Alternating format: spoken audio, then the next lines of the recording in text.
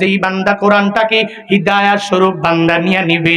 এজন্য তো বারংবার তোমাদেরকে বলি, চলার পথে তুমি কোরআনটা তো নিজেও পড়তে পারো না, এই কোরআন দ্বারা কেমনে জিন্দেগি গঠন করবা?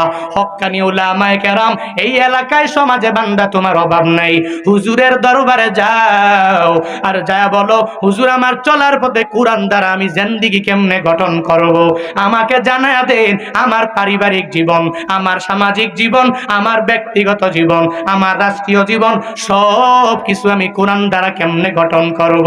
হুজুর গো, আমি মাদ্রাসার বারান্দায়ও যাই নাই, ও হুজুর আমি মক্তবের বারান্দায়ও যাই নাই, হুজুর আমি কোরআন সম্পর্কে রিসার্চও করতে পারি না, কিন্তু আপনি মাদ্রাসার বারান্দায় যাইয়া এই কোরআন সম্পর্কে আপনি ভালোভাবেই জানেন, আমাকে আমল বের করে দেন। ওই মদিনাওয়ালা নবীর সুন্নতগুলো কোনটা কোনটা মানলে নবীর খাঁটি আশিক আমি হতে পারবো, আল্লাহর প্রিয় বান্দা আমি হয়ে যেতে পারবো।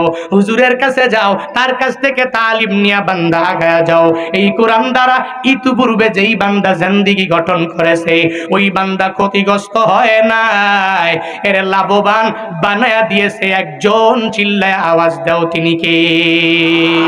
ই কালামে জিন্দা কুরআনে হাকিম, হিকমতে উ লা ইয়াজালাস্তু কাদিম, জামিউল ইলমি ফিল কুরআনে হাকিম, তাকাসারাত আনহু আফহামুর রিজালি, বকা কুরআন কালামুল্লাহ বসনো, কদিমাস্তি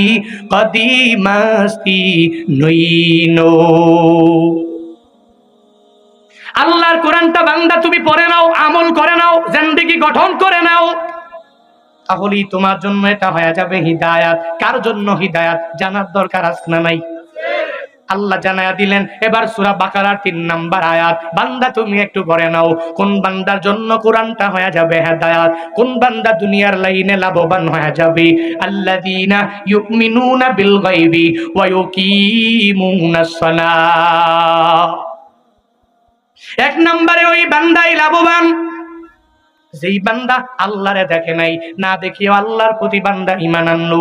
আল্লাহরে পাইছেন নি?